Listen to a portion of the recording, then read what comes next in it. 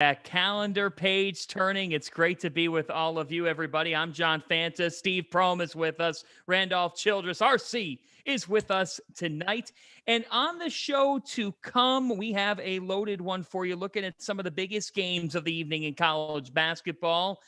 And we will be checking in progress on a top 25 matchup that's happening in Milwaukee right now between Marquette and Villanova. Golden Eagles up 14 on the Wildcats at the half. We'll talk about a battle at the top of the Big Ten.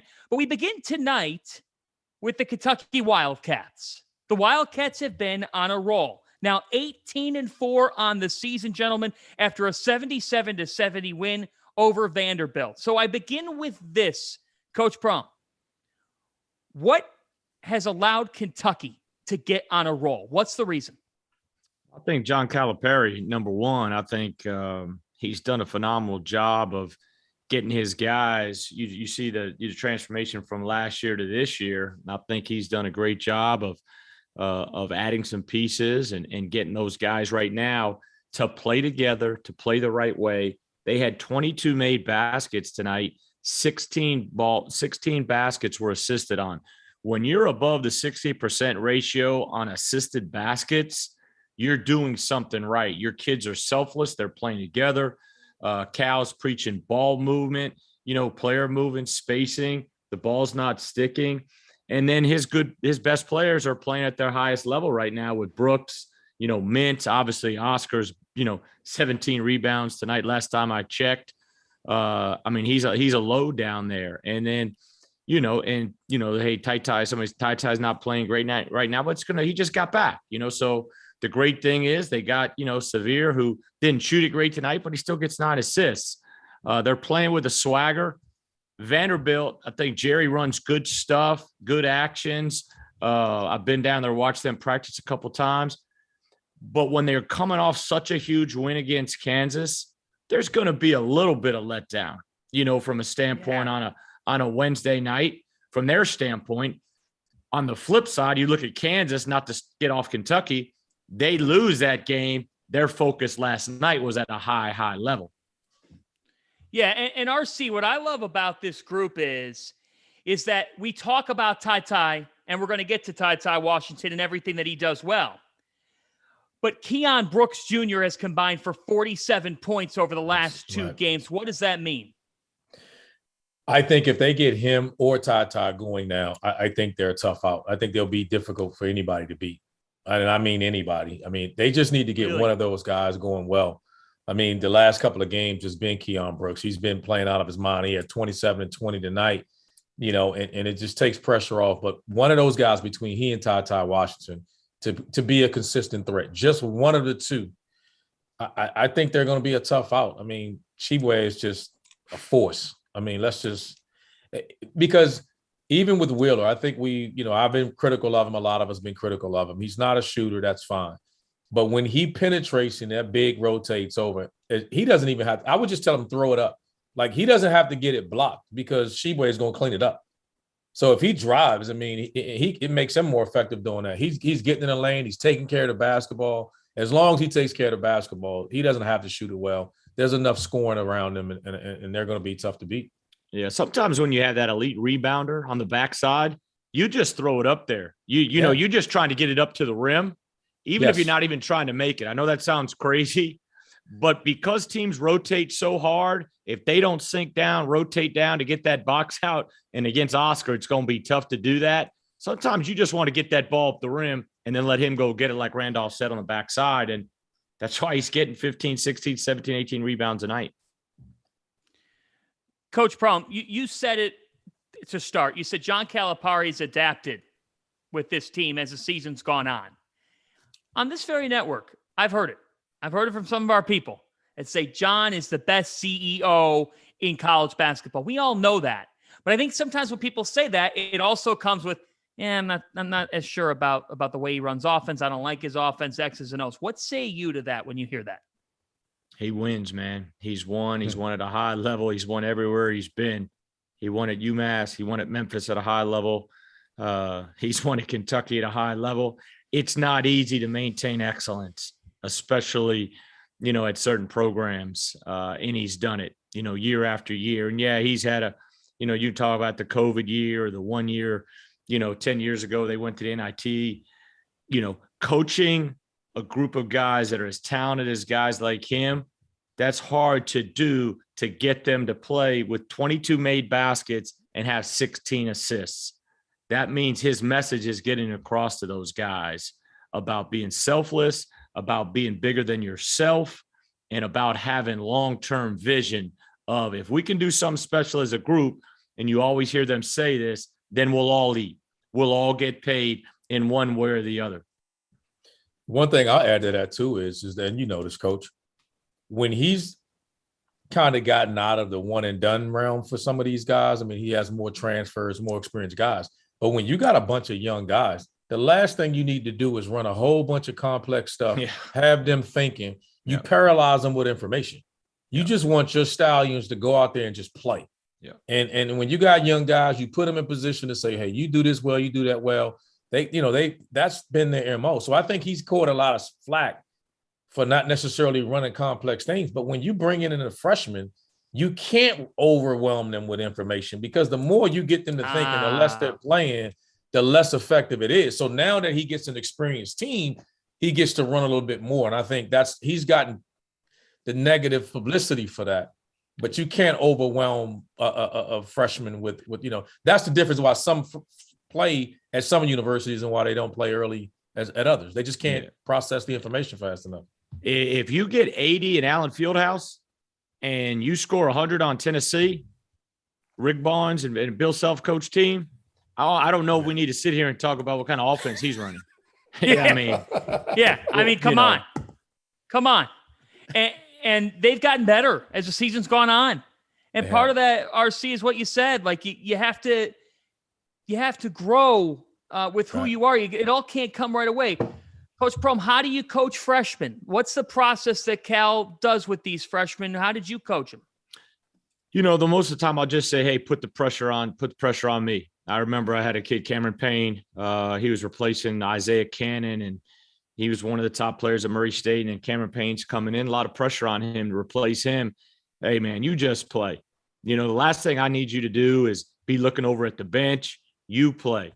I'll deal with all the if you make some turnovers, you take some bad shots, I'll deal with all that. You play, man. The pressure's on me, man. You need to be relaxed and play. And been fortunate to have some really good freshmen and have guys, Taylor Horton-Tucker, Tyrese Halliburton, Lindell Wigginton, and, Cameron Payne. Those guys were really, really successful for us as freshmen, and obviously very talented. That helps, number one. But number two, then you just want to give them a lot of freedom and confidence. Kentucky rolling 18-4. I'm looking at it, guys, because the Wildcats are 7-2 in SEC play, and Auburn's the toughest part of their league schedule is done. Now, they're at 9-0, but if you look at their schedule coming up, like Kentucky's got Alabama up next.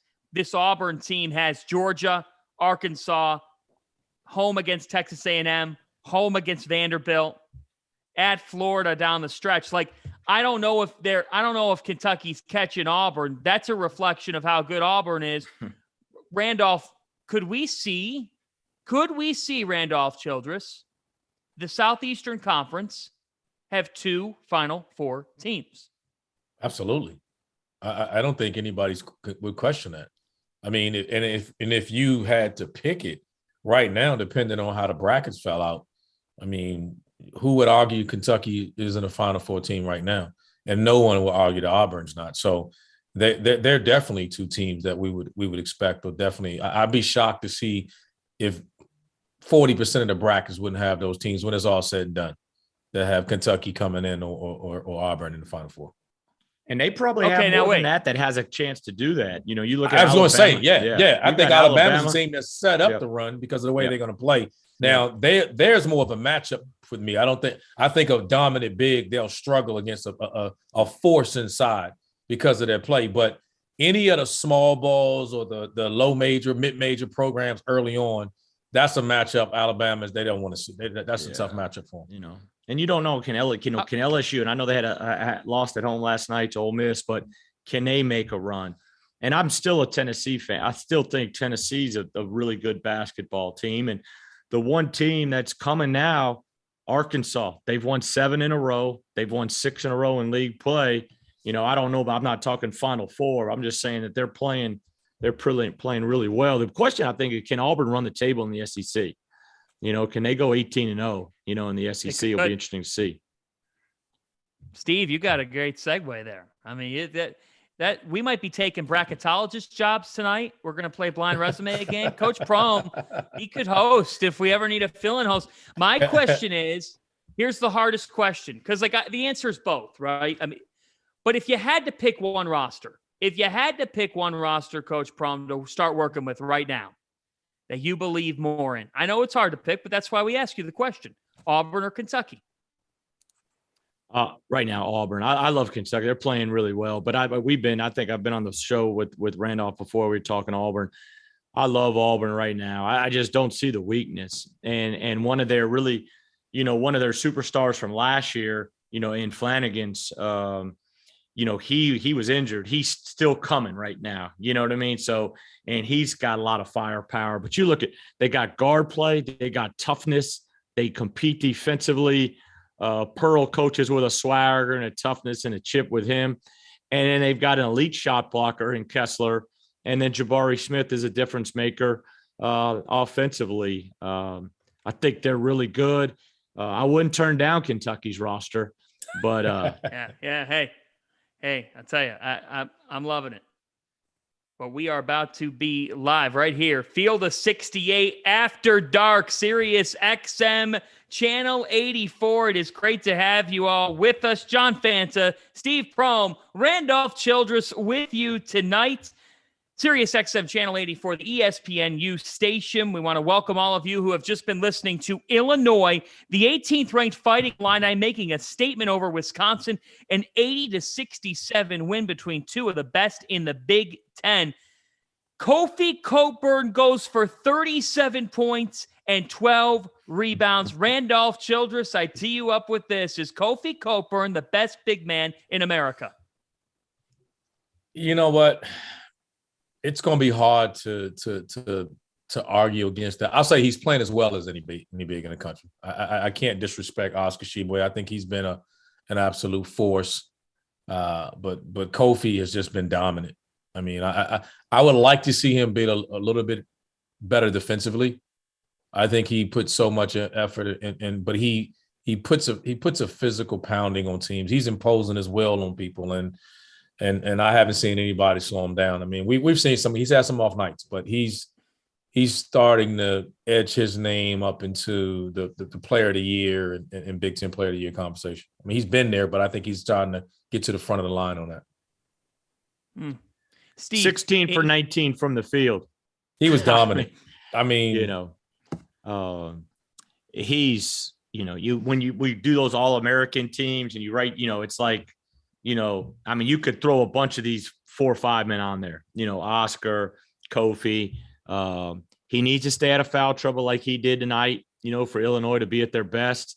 But Illinois, the great thing about them is they've won without him and played well in stretches without him now. They're starting to learn how to do that. But when he's right like he is tonight, he's a dominant force. And that's a big win, for Illinois tonight. Huge win. First place in the Big Ten. Yeah, a massive win as the Fighting Illini take over the top spot in the Big Ten with a statement win over Wisconsin. And I think that the ultimate testament of who the Illini are is the fact that they're down Kofi, they're down Andre Curbelo. They still beat Michigan State last week. That was such a telling win, Randolph, and I see you nodding. But now tonight, Trent Frazier only scores 7 points in this game, and we've been talking about his importance. But even when he's not scoring the ball, he had 7 assists in this game tonight, Randolph. What's he mean? It's not the ability to score. That's why I like Illinois. I'm how Illinois. It's not just because Kofi and how dominant he is. It's their guard play. And Corbelo's been out most of the year. He's only played in 6 games. So he's been a rock for that team. I mean, he's kind of he and Frazier just, Plum and Frazier just kept that, that team together. And they're getting, buckets here from everybody else. But those 3, when Curbelo comes back, by the time they get to the tournament, I think they have a legitimate chance of making a run at it. I don't, because they're balanced. I mean, they're going to have a dominant inside force and 3 guards that can, I think outside of Miami, they're going to be as good as any 3 guards that we're going to see in the tournament this year. Yeah, and DeMonte Williams, he is such an important player for that team. And I always say, like, he's a legacy player. His dad was a phenomenal player there, so he gets the tradition. It means more to him. He understands, he just gets it. But, again, like Randolph was saying, it's not always about points. And you look at his stat line tonight, it's 8 rebounds, it's 5 assists. He just does everything. He guards the toughest player on the other team most nights. And then on the flip side, when you look at Wisconsin, for them to be great, they need the 3-headed monster to show up. Like, it can't just be 2 of the 3. It can't just be Johnny and Tyler, or Johnny and Brad. It needs to be Johnny, Brad, and Tyler, and then Crowell and Hepburn, they got to pitch in, but they got to have 3 guys for them to go win games like this tonight. I thought Crowell needed to play well tonight, pulling him out from the basket. They need him to pull Kofi out from the basket. And if he's not making shots and Kofi gets to hang in the paint, I thought that perimeter defense of Illinois was able to smother the shooters, and they needed Crowell to pull Kofi out. And when he couldn't make shots from the perimeter, I just thought the rest of the guys were in trouble. National Player of the Year candidate Johnny Davis goes for 22 points, but another night where you had to make him, you made him uncomfortable for him to get there. They made him earn it. And that's the thing. For those who don't believe that the Illini defend well enough, they have shown, guys, the last week defensively to force Johnny Davis, Coach Prohm, into 5 of 19 from the floor. That says it all about what you can do defensively. You said they smothered the shooters. But 38% defensive field goal percentage, I mean, that's elite. I mean, that's high level. I mean, maybe you can get 35, 36, 37, but if you go 38, you hold them to 12% from the 3.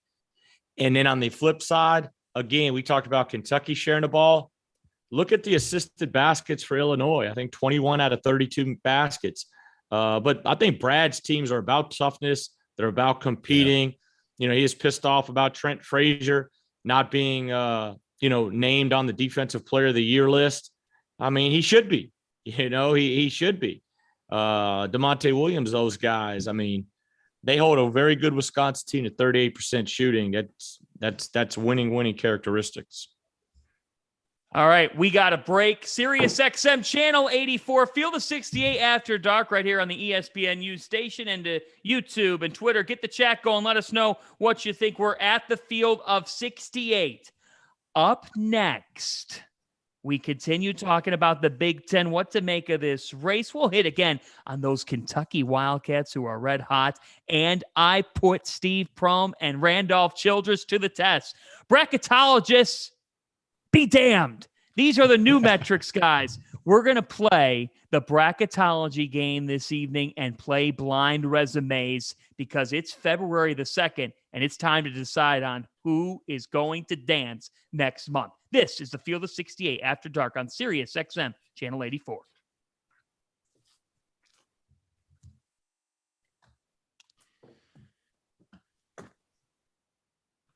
What we got, John? Okay, I assume we're clear.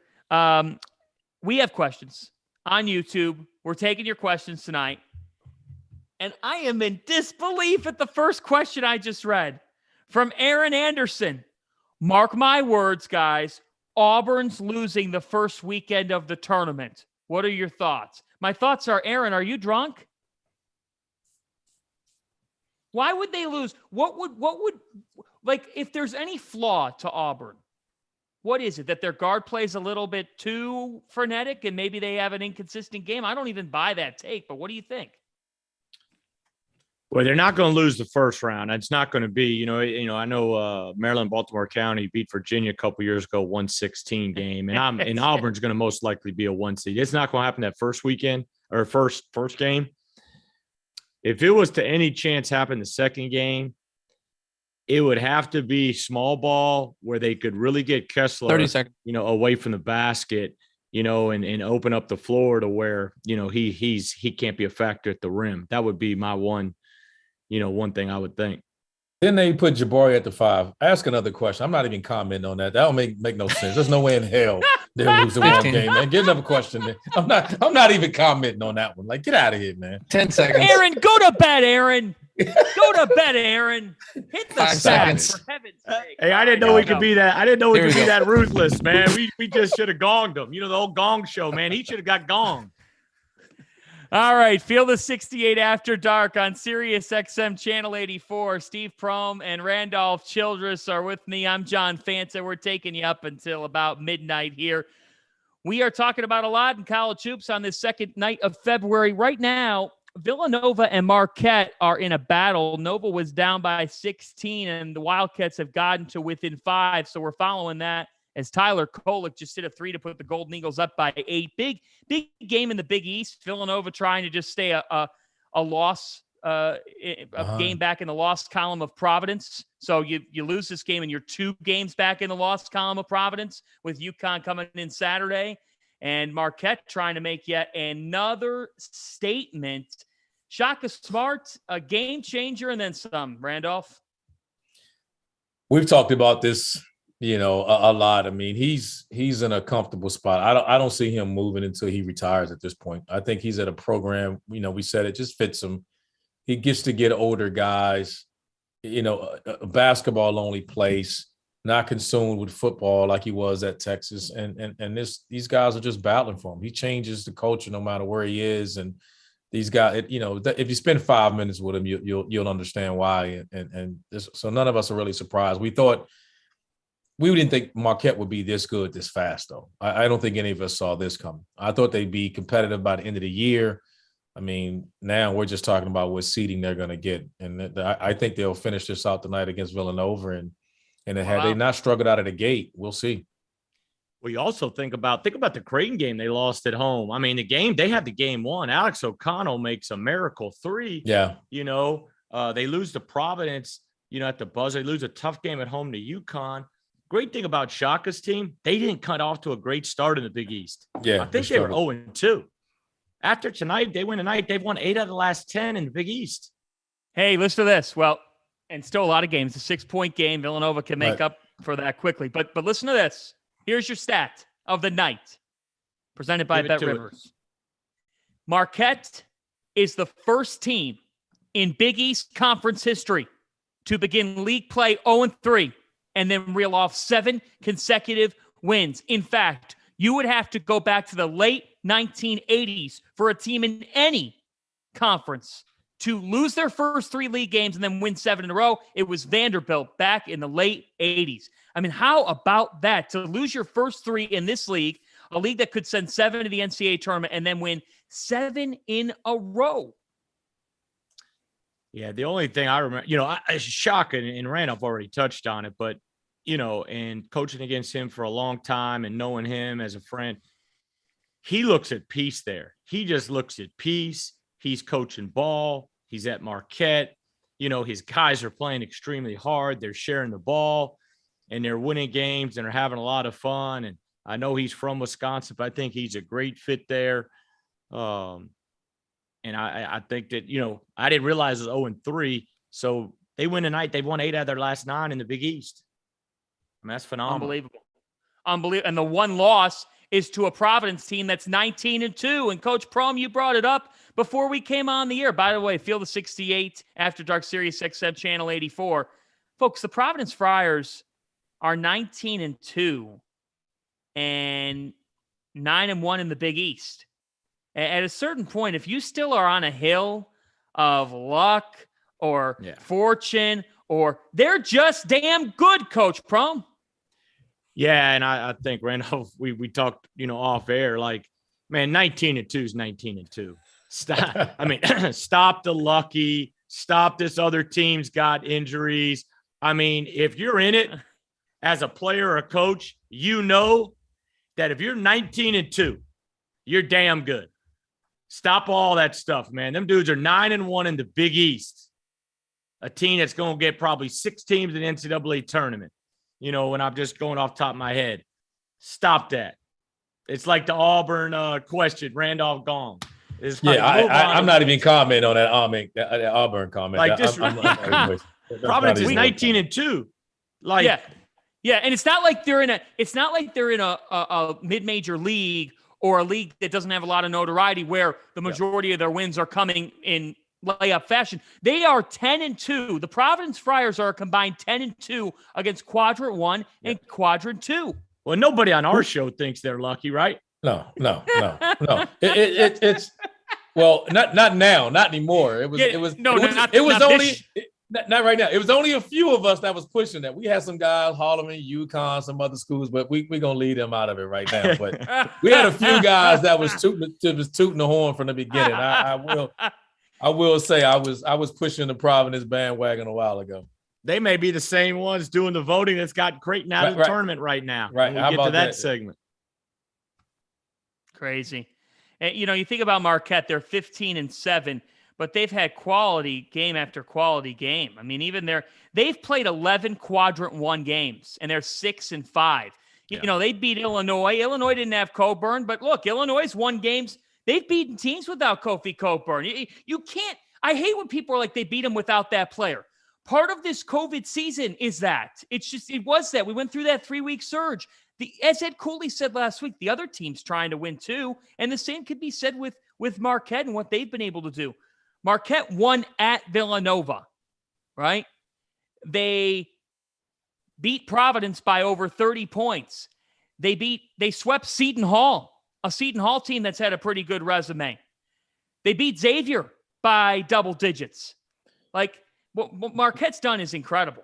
When they punch those numbers in that computer to see, they're going to count those 6 wins. They're not going to care about how many other losses, because there's plenty of teams that we're talking about from a resume standpoint that won't come close to 6 wins.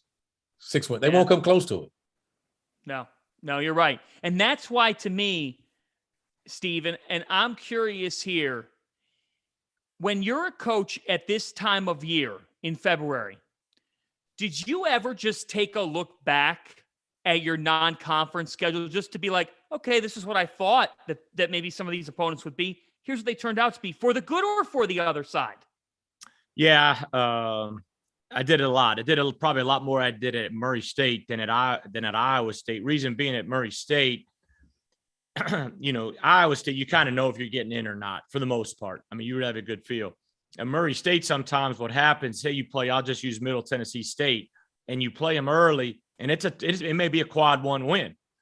But as they go through league play and you go through league play, it may end up in March being a quad 2 or a quad 3 win. And those are the things that can hurt you at that level, as you go further. And so, yeah, we would look at that a lot. Randolph, anything to add? Because I think you brought it up in a great way of when they're putting this together, they're looking a lot more at this is why you play 11 quad 1 games. Because if you get 6 wins, the 5 losses don't do any harm. Nobody concerned about it. They're going to look at the wins. So, you got to give yourself – because where it comes back to bite you, and it's not an indictment. You just gave a perfect analogy, Coach, of when you're coming from a mid-major or a lower major. It's the same thing when you're a high major. So if you're a high major program, you're building your program, you're like, hell, I got to battle through this Big East. I got to battle through ACC, Big Ten, whatever conference. How many really good mid-major programs do you really want to take on? You're going to play 1 or 2 in an MTE. How many games do you take on? Sometimes you got your rivalry games you got to play. So juggling that balance of scheduling on that makes it tough. And so you want to, you start scheduling. Yeah, we went through this at Wake. You got to play Xavier. We're playing Richmond. Like those are like conference games. You start playing those teams. Those are always really good. 20 Xavier's in the top 25, but again, that's a nationally ranked team. So when you start adding that into 20 league games, then the ACC Big Ten Challenge, you got to be real careful about your non-conference schedule. Yeah, I think the biggest thing he said to echo on is it's about who you beat. You're going to lose some games, but you get 11 shots, you go 6-5, man, you won 6 quad 1 games. The hard part is for the mid-majors, you're not getting 11 quad 1 opportunities. And so the hard part there is no eye test in the NCAA. It's the numbers. And so is 2-1 against quad 1 and 2 going to be better than 6 and 5? That's the hard part because the numbers aren't the same. But at the end of the day, who have you beaten? Not who's beat you, who have you beaten? Because that's your ceiling. That's how good you are. We've got a break. Up next, we start popping some bubbles. It's February now. We're going to jump into some bubble talk right here. This is the Field of 68 After Dark, Sirius XM Channel 84.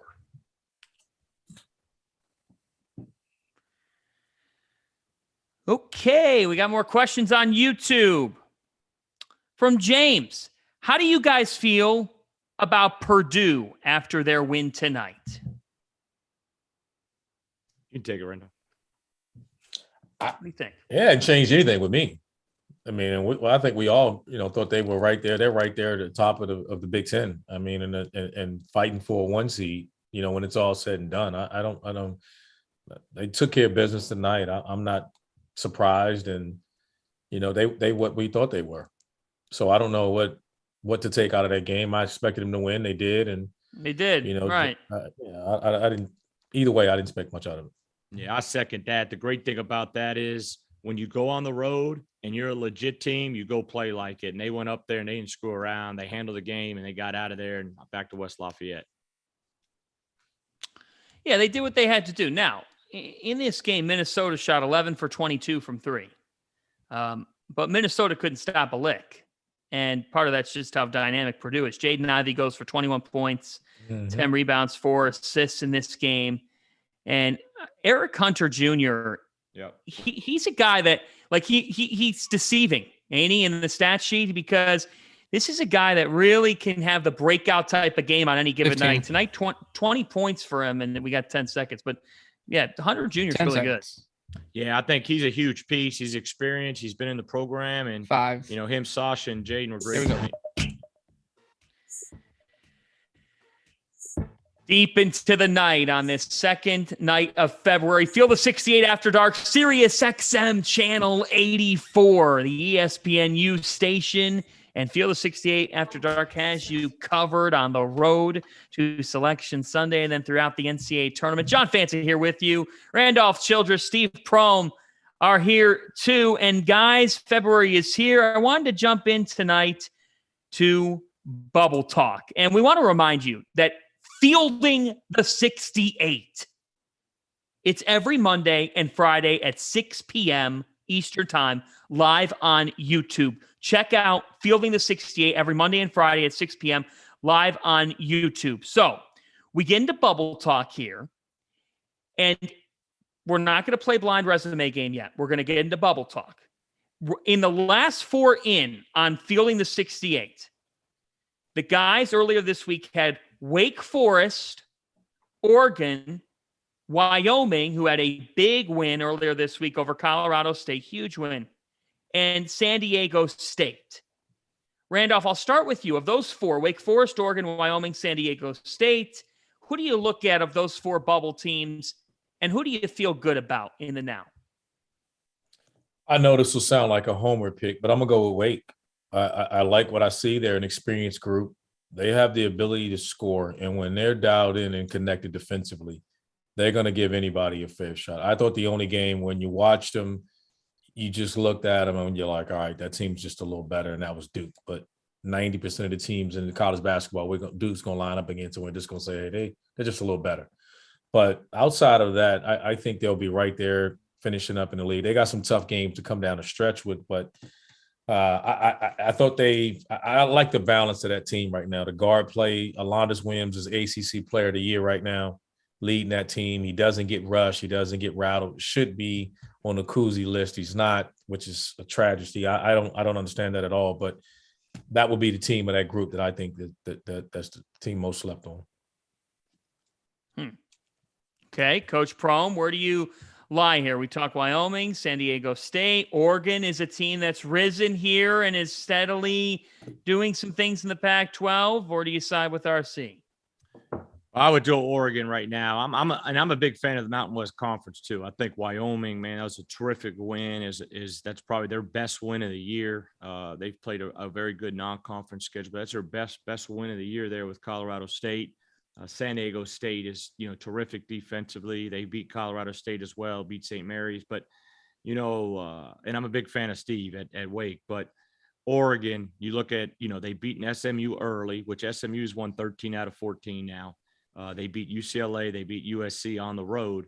Those are huge road games. And the great thing is they got them coming back to their place where if you can get sweeps over there later in the year, sweeps against them, that'll prove huge. But Dana's teams always get better as the season goes on.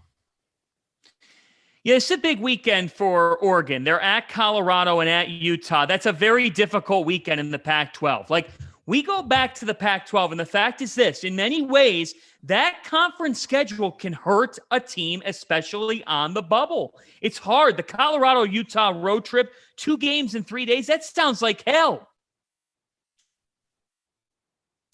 Right? Yeah. Yeah, I mean, just you talk about, and Randolph's probably played out there, but you talk about the altitude, you talk about the travel in those two environments.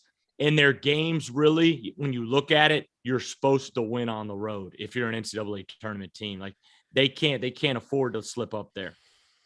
One thing that's going to hurt a lot of these teams is this, again, that's going to screw this thing up for a lot of teams. It's just going to be the amount of games you play in certain days because you're making up games, right? Like no one cares if you have to play 3 games in 5 days or 5 games. I mean, you got teams out there playing 5 games in 10 days, like they're got an NBA schedule. Yeah. And so when you're not a deep team, and there's not a lot of people that have a deep rotation this year, I think the transfer portal is taking care of that, and it's forcing you to play some guys now.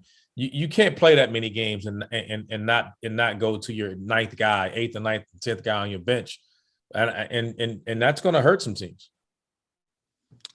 According to Ken Pom, Oregon has the toughest strength of schedule of the 4 teams that are in our fielding the 68, last 4 in at the moment. So I think, to your point, like, because they're the one team out of the group of 4 that we've mentioned with Wyoming, San Diego State, and Wake Forest. So the one team with multiple quadrant 1 wins.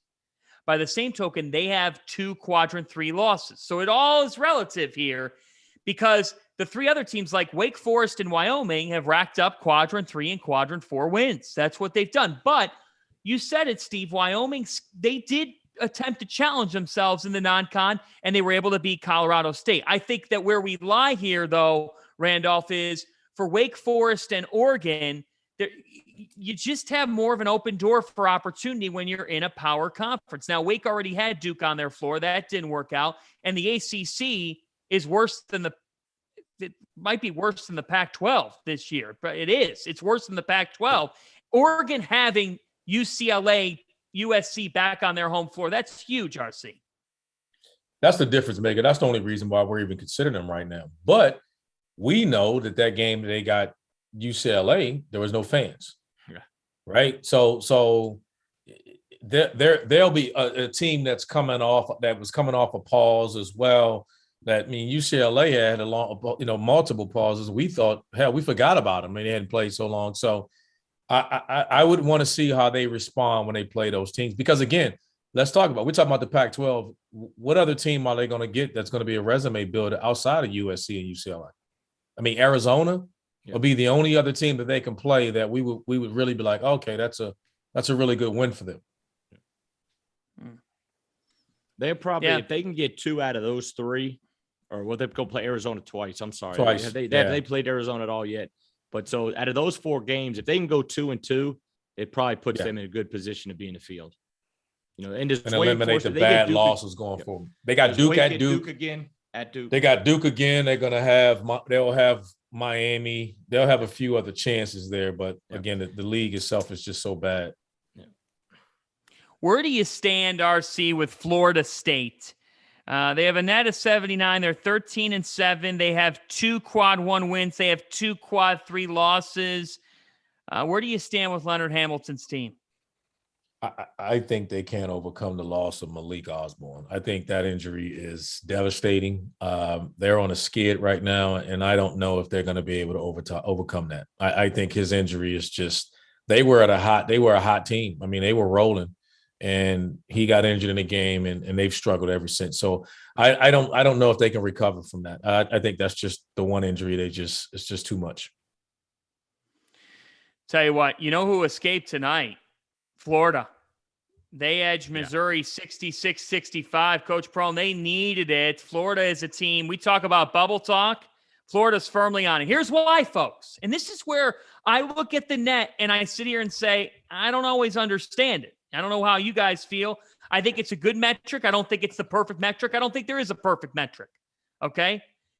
Florida's net is 43. Not a bad net. You know, there's some teams in that area that are right now in the field. But Florida is firmly on the bubble. They are 1-5 against quadrant 1 opponents. And not to mention, this is a team that has a quadrant 4 loss. And a quadrant 4 loss is typically a demoralizing loss to a resume. Florida's got work to do. Florida's got work to do. Yeah, I agree. The one thing, is the one thing we were just talking about is like, nobody's going to say, hey, they didn't have this guy, they didn't have this guy. Because when we're sitting here talking about Florida, they haven't had Colin Castleton for how long? I mean, he's been out for the last couple of games. He's their best player, probably the best big, one of the best bigs in the SEC. They beat Ohio State early. They beat Florida State early. They beat Mississippi State. But today was that game, and I didn't even realize it was on in the afternoon. I got home. I flipped that the last couple minutes. And the only thing I could think about from a coach's standpoint was like, this is the one you can't lose. Like, you got to figure out a way to win this one today, because this is the one that'll keep you right there in the thick of it. And then a little 2-3 game winning streak or one big quad 1 win, boom, it gets you in. And so they came through. Appleby was awesome down the stretch, and they were able to get out of there with a huge, huge win. Huh. How do you manage? I'll stay with you, Steve. When you're on the bubble, how much are you paying attention? And how much is it on your mind that the players are looking at their phones? Yeah, I know my personality. I was always following the seedings. I just, I love it, man. I grew up on the tournament. Like, I still remember Randolph getting 40 plus in ACC tournament and his performance. I grew up in Virginia. Like, I grew up watching the ACC tournament. Like, I've been following I got sent to the principal's office in my physics class because had these earphones in, trying to listen to the tournament. So, yeah, I follow it. I don't know how much the players follow it. I know some do. I don't think they all do, but I think some do. Really? Yeah. Just like, NBA, like some guys follow it like diehards and some don't. I think that's from what I've been around. They got to follow it because you tell them all the time, if they're as good as we think we are, then we should be in the tournament, right? If you're a pro that you think you are, then pros get their teams to the tournament. So that's something you always say. So they're watching, and then you hear about it. Like, at this point in the year, everybody's talking about it. Like, it's either going to be on Twitter, it's going to be on your local news. Like, everybody's discussing right now whether you're in or you're out. I mean, you got teams that are getting we're just getting past the halfway point, and in every game we're talking about bracketology. So they're following it for sure. They know what they need to do. Big games coming up. They're following it, no doubt about that. All right, 3 segments down, 1 to go here. Sirius XM Channel 84, Field of 68 After Dark. Up next, we talk Marquette, Villanova as they get down the finish line, and put the blinders on these guys. It's the blind resume game where I give you the metrics.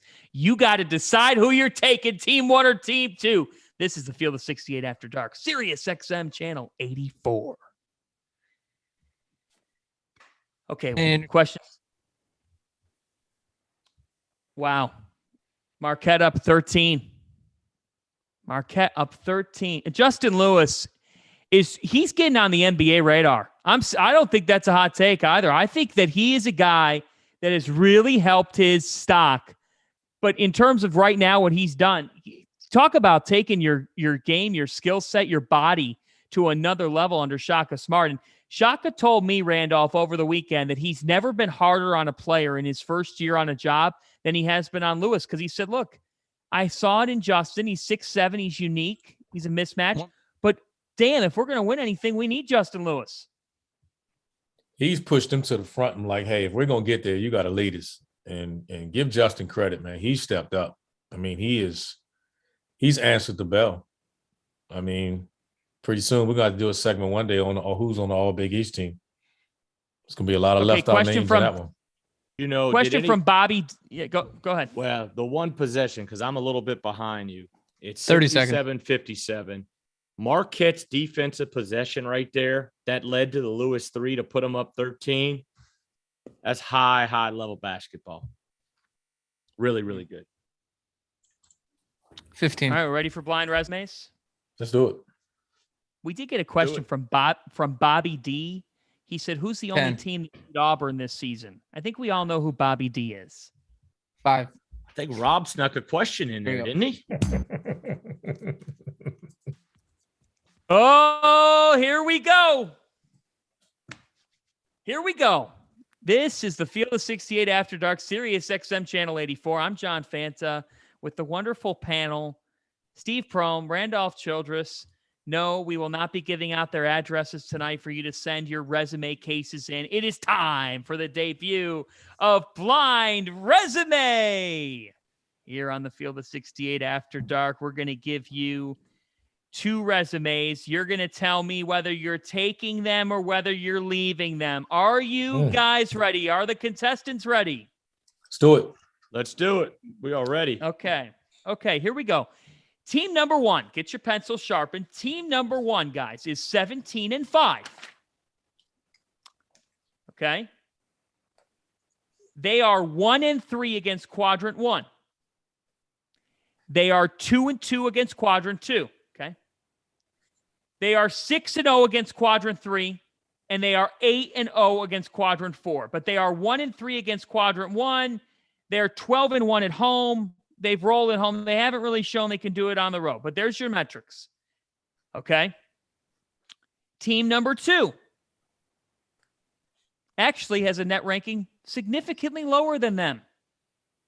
Team number 2 is 13-7 overall. Team number 2 is 4-5 against quadrant 1. 0-1 against quadrant 2. If you remember, our first team was 2-2 against quadrant 2. This second team is 0-1 against quadrant 2, 5-1 against quad 3, and 4-0 against quad 4.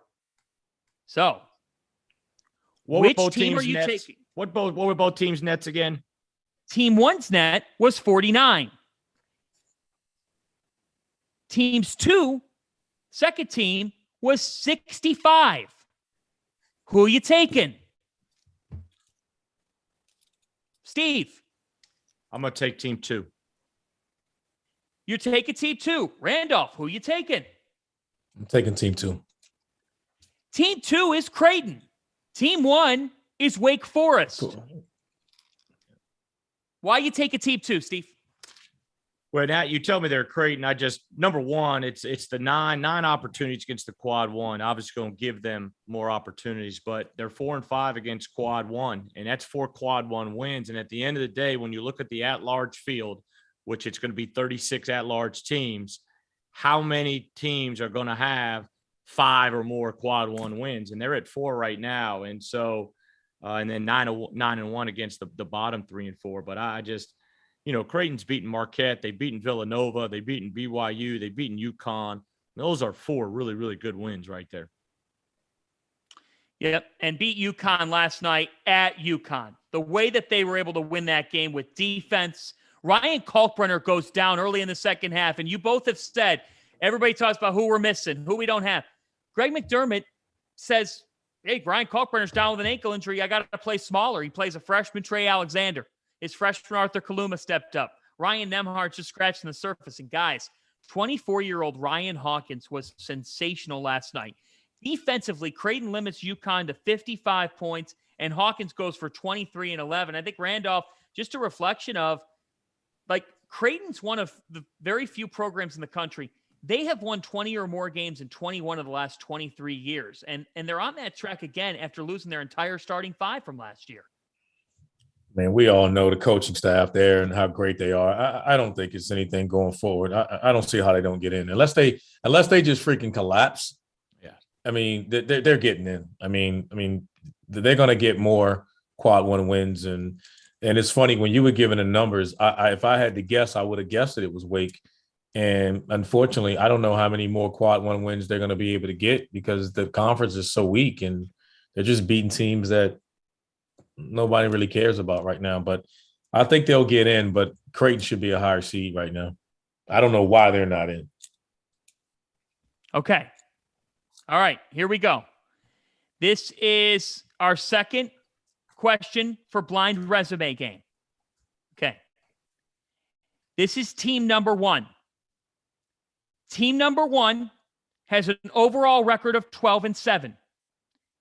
Team number 1 is 2-4 against quadrant 1. 1-1 against quadrant 2. 4-2 against quad 3. They have 2 quad 3 losses and 5-0 against quadrant 4. Okay. That's team number 1. Okay. Team number 2 is 13-8 overall. 13-8 overall. Team number 2 is 1-5 against quad 1. They have 1 quadrant 1 win. They're 4-2 against quad 2. So they have 4 good enough wins, if you will. 2-1 against quadrant 3. 5-1 against quadrant 4. They have 1 quadrant 4 loss. They only have 1 quadrant 1 win. Okay? Team 1 or team 2? I'm taking team 1. Randolph's taking team 1. Steve, who you got? This one's tight. Mm-hmm. The other one, I thought it was. I'm going to go. The only reason I say Steve because I'm thinking that you cannot have a quad 4 loss with only 1 quad 4. That's the only reason why I was kind of like that's a bad loss. Go. The one thing when you talk, we say, hey, it's about who you win, not about who you get beat by. But those quad 4 losses do hurt you. Like that does go against you and hurt you. They've played a ton of games. I'm gonna go team 2. I think I know who it is just because you said they're 1-5 earlier against quad 1. But I don't know this team 1 is, but I'm gonna go team 2 just because they're 5-7 overall against the 3-5. But I could go either. Now, that one's really tough. Team 2 has a higher net by 16. Their net is 43.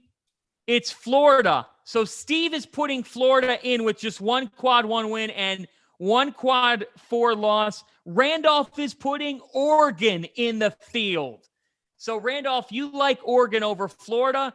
Steve, yes. If you had to decide between the Gators and Ducks, you would take the Gators in this instance. Huh? That's the magic of this game, man. That's why it's the blind resume game, folks. That's why it's the best game. Hey, but you know what's funny? If you would have done Wake Forest in Florida, I'd have probably taken Wake. Well, no. You're not. Listen, no, I'm just saying when you look at these numbers. What's that? Yeah, I got you. You're a contestant on the game. Yeah, you're not officiating the game. Don't try to do don't try to do James Breeding's job, Steve Prohm. Don't try to do an official's job, Steve Prohm. Okay. Here we go. We got 3 minutes left here on Sirius, and then we are playing this game on Field of 68 After Dark Afters, Twitter, and YouTube. Okay. Now the Ducks deserve a bid, though. Okay, here we go. Team 1. Team 1 is 16-3 overall. They're 1-2 against quadrant 1. So just 1 quad 1 win. They're 2-1 against quadrant 2. They are 6-0 against quadrant 3. They're 7-0 against quadrant 4. Okay? That's team 1. Team number 2, 16-6 overall. Now, I told you guys team number 1 was 16-3. So this team has played 3 more games. They're 16-6. Team number 2 is 0-6 against quadrant 1. Sound the alarm. 0-6 against quadrant 1. They're 4-0 against quad 2. They're 7-0 against quad 3. They're 5-0 against quad 4. Okay. And it bears noting that they're 0-3 on a neutral floor, and they really haven't done much away as well. So, okay. So team 1 or team 2? Team 1 or team 2? Team 1. It's not even close. Yeah, team 1. Okay, team 1 is why no quad 1 wins is the one that just sticks out to me. Okay, folks. Team 1 is Wyoming. North Carolina. Team 2 is North Carolina. Yeah, I knew it. Yeah. I knew it.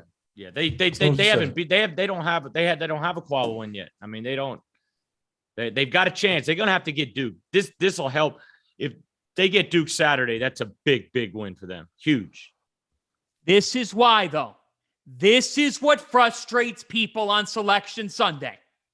Because if you put Carolina into that last 4 in, and you leave out a team from the Mountain West, and if it's Wyoming, people are going to throw stuff. Okay? Because this is where we talk about money and branding and the tournament. And there's people out there, I'm not saying us 3 are. We got a minute left. But this is where Power Conference, ACC, you're in the room. There's some high stakeholders in there. You know, Wyoming doesn't carry the same television rating as North Carolina, but that's not what the tournament's about. If you're a committee member, Steve, we got 1 minute left. You're putting Wyoming in over North Carolina. Well, they were team 1. I didn't hear you say that. Wyoming is team 1. Yep. Yeah, they're in. They're in. They should be in. When you look at these resume right here, I would take Wyoming over North Carolina right now. How about that? I mean, I'll tell you, this was fun. Blind resume game is really fun, and it just goes to show you the kind of decisions that are ahead of the selection committee here. It's been a fun hour as Villanova and Marquette wind down. It looks like Providence is going to have a 2-game lead in that loss column in the Big East. Marquette on the cusp of sweeping Villanova. For Steve Prohm, for Randolph Childress, I'm John Fanta. Thanks for joining us on Field of 68 After Dark here on Sirius XM, Channel 84. See you tomorrow.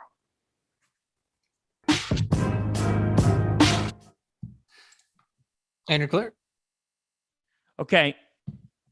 Providence is going to have these, like, you know how when you win a championship ring, man, you put stuff engraved. They're going to have Lucky. They're going to have Lucky Stripe, you know, for their Big East ring. This is incredible. Villanova has not been swept. Villanova has not been swept by a team in the Big East since Butler in 2016-17, back in the days of Keelan Martin. Remember that names, and Cam Woods.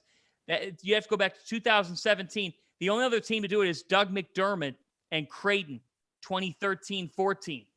So in his first year, Shaka Smart. I mean, are you kidding me right now that Marquette's going to pull this off? Somebody texted me. They said they don't know how Marquette does it, but they do it. I could tell you how. They just play their tails off. Yeah, they defend their behinds off. Yeah, I'm telling you, that possession I watched, man, it was high level, man. But his teams at Texas and the half court were always very good defensively. You know, the difference now, Marquette's got that environment. You know, they got the juice. They got, you know, Texas fans, you know, it's hit and miss. You know, Marquette, man, that's 17,000. They love it. And it's harder, too, to get those kids. He's recruiting one and dones and those kind of guys. And them guys are coming in there expecting, like, look, coach, I'm here 8 months. I ain't, you know, they're buying in to do it, but it's almost like, look, I'm coming to play for you, but I got one foot in the door and I got the other one looking toward how much money I'm going to make. Yeah, sometimes it also ends up hurting you more than helping you. Yeah. You know, from that standpoint. But ideally, you'd want it. That's why Auburn is so special, I think. You got the right group of guys with that one and done guy kind of interjected in that group, and that's what makes them so versatile and special. Yeah. But if you're coaching a college basketball team and you could tell me I could have the number 1 pick for 1 year, or I could have really good players for 4 years, you're going to take, you know, in my opinion, you would take those guys that are going to be there, be legit players for 4 years if you want to sustain success and not just, you know, kind of be up and down all over the place. Yeah, agree to say. Man, you got to go back to February 22nd, 2017, the last time a team swept Villanova in the Big East. It was when Keelan Martin had 22 points, Kamar Baldwin 15, Avery Woodson 13. Butler beat Villanova at the Pavilion. And 2 weeks after, like, it wasn't like they faced each other on New Year's Eve. and then now they're facing each other in February. This is just these are 2 games in 2 weeks. Villanova only has 2 conference losses total. They're about to have 3, and 2 of them are going to come to Shaka Smart and Marquette. Is there anything to sometimes, like, don't get me wrong, Shaka's a really, really good coach. And any dynamic to sometimes like a first-year head coach in a league and what that creates for the other coaches in their scouting, in their prep, Steve? Yeah, well, it's new. I mean, it's new for everybody, from that standpoint. I mean, when you get into the heart of your league and you've been in that league for 5, 6, 7, 8 years, I mean, everybody kind of knows your core, what you want to do. Obviously, Shaka's new to all those guys. But on the flip side, too, now, those guys are all new to Shaka as well. And so, but I do think there is a learning curve, both ways. Man, this is really something. And just to see, I'll tell you, Tyler Kolek is a guy that hasn't even fully blossomed. Like, they're still working on things with him. When he's the passer out of a pick and roll, though, they're very successful. Tonight, he's posted 6 assists, and he's got 15 points. And guys, we've talked about Lewis. We've talked about Kolek. Daryl Morcell has been such a great presence for this Marquette team, right, Steve? And look at his body. You saw him walking on me. He is built, man, strong, tough. They're good, man. It's a great place to play, man. City loves basketball. Great school. I mean, you knew you were going to be okay when you add the Big Ten Defensive Player of the Year. I mean, come on. Yeah. I mean, you add him to Shaka. You give Shaka that with a guy like Justin Lewis, and his offensive game is coming around. I mean, he's the body, the ability to get to the rim, get in the paint. It's just a perfect match. Things just came together a lot quicker than anybody expected. Yep. Ain't something John, in the Big East. Yeah. What about, can you do, and if we can't do this, just say, hey, can't do it. What about, we were talking about Dayton off air. What's a blind resume look like for them? Coach Prohm, we can do anything. Let's go. Okay. So St. Louis. Pause. And St. Louis. Dayton and St. Louis. Okay, we're going to go. So you're going to give me the teams here, and we're going to do them blind. Okay, Here we go. Here we go. Okay. Team number 1. Got to go down the line here. Okay. Team number 1 has a record of 14-7. Team number 1 is 2-1 against Quadrant 1. Team number 1 is 3-3 against Q2, 2-0 against Q3. Guys, they're 7-3 against Quadrant 4. They have 3 horrendous losses. Okay. Team number 2 is 13-6. 1-2 against Quad 1. So just one. They have 1 Quad 1 win versus the other team who has 2 of them. Team number 2 is 1-3 against Quadrant 2. So they only have 1. They only have 2 Quad 1, Quad 2 wins. Team number 2 is 3-1 against Quadrant 3. Guys, team 1 was 7-3 against Q4. Team number 2 is 8-0. Tricky. Yeah. Okay, who do you got? I'm going to take, what I really want to say, I want to see Dayton as team 1, because we talked about them. They lost those 3 tough games early. Austin P. Lipscomb went up there and beat them, and then somebody else went up there and beat them. UMass. A couple bad ones early. Yep. Yeah. It's a young group. They've gotten better. It's kind of like, when do you lose your games, man? I mean, they're 5-4 against Quad 1, Quad 2. I mean, Dayton, that's why I'm saying why, we talked, prepping for the show a little bit. Who's overlooked? Is Dayton not overlooked? I mean, they're 5-4 against the Quad 1 and Quad 2. And, they're not last 4 in, first 4 out, second 4 out. It's interesting. The problem that I have is you have 3 horrible losses. I get it. Yeah. I mean, you have 3 Quadrant 4 losses. If we're going to, here's the thing. Do you hurt a team more by having 3 Quad 4 losses, or do you hurt a team more by not having a single Quadrant 1 win? I'm referring to North Carolina. At the end of the day, I think you got to win games against good people. That's my opinion. But the knock you're going to get on that is, so you can lose to bad people? It's and then it's going to be, it's like one of those things you're going to say, hey, I'm just playing who's on the schedule. Like if Carolina finishes out the regular season, I mean, how many more quad one wins are they going to get if they play Florida State now? The direction that they're going, how will we feel about that? Like, how many more quad one wins can they get? Here's one for you. Okay, here's one for you. Team number 1 is 14-7 overall. They're 2-5 against quad 1. All right. They're 2-2 against quad 2. They're 3-0 against quadrant 3, and they're 7-0 against quadrant 4.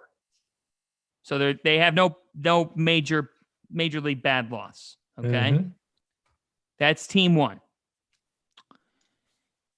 Team number 2, let's see here. I've got them here. Team number 2 is 11-8 overall. Team number 2 is 1-4 against quad 1. I'm going to change the rules of the game. I don't like team 2.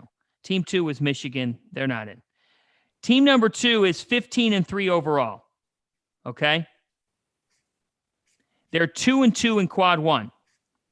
2-0 in quad 2. 4-1 in quad 3. They have one quad 3 loss, and 7-0 in quad 4. So whose resume of the two teams I just listed do you like more? Run down that team one more time real quick. 14-7 overall. They're 2-5 against quad 1. 2-2 against quad 2. 3-0 quad 3. 7-0 quad 4. Who do you like more? I like team 2. I do too. I'm a Randolph. Okay. Team 2 is Colorado State. Team 1 is Iowa. What's that tell you? And Iowa, guys, has a net of 24. And Colorado State's net is 38.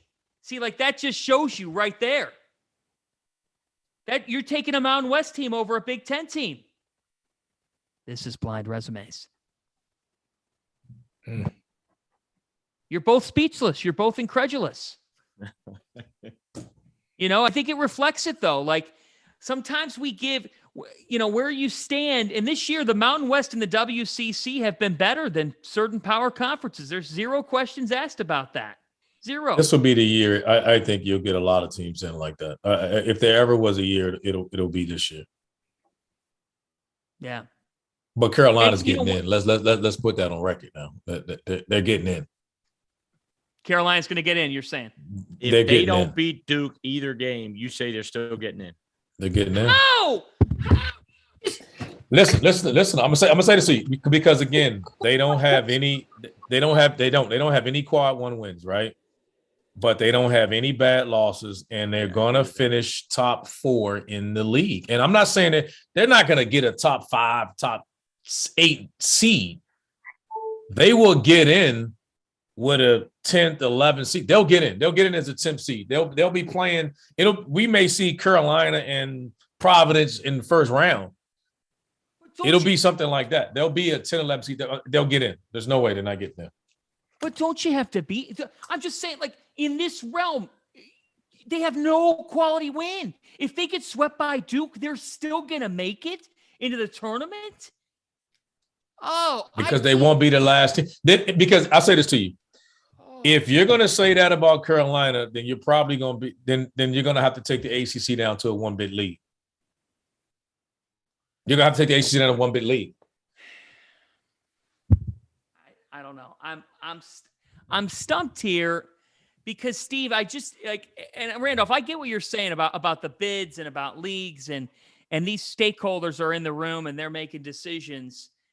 Like that to me, though, is a situation where if you have not racked up a quadrant 1 victory, a single one, and you also have not really proven that you can win away from your home court. If they beat Duke, you're not going to hear much of an argument from me.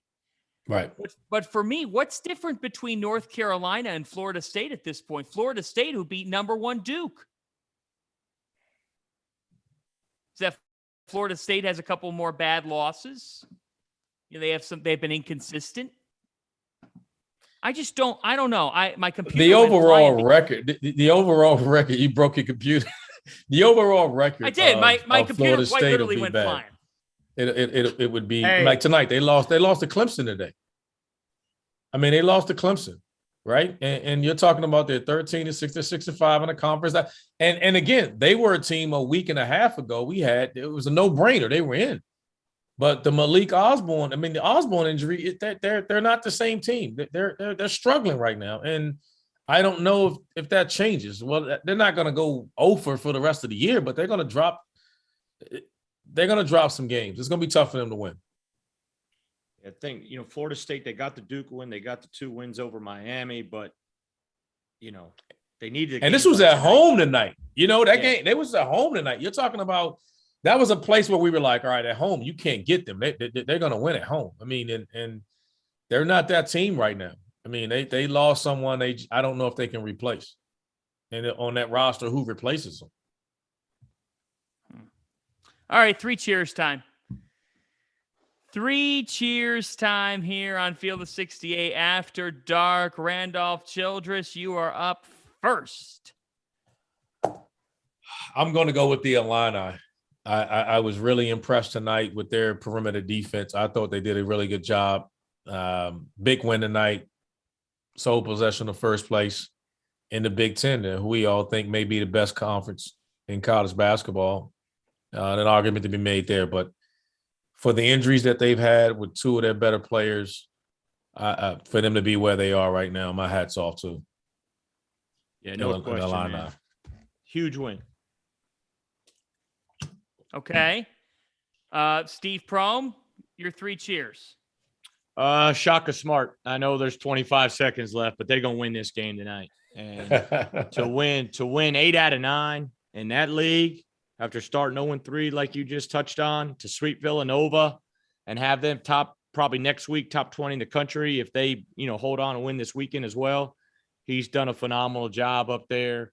And they got a chance with those guys we touched on earlier to make a little bit of run. And people are slowly starting to talk about Marquette right now and the job Shaka's doing. So cheers to him. That's a hell of a win.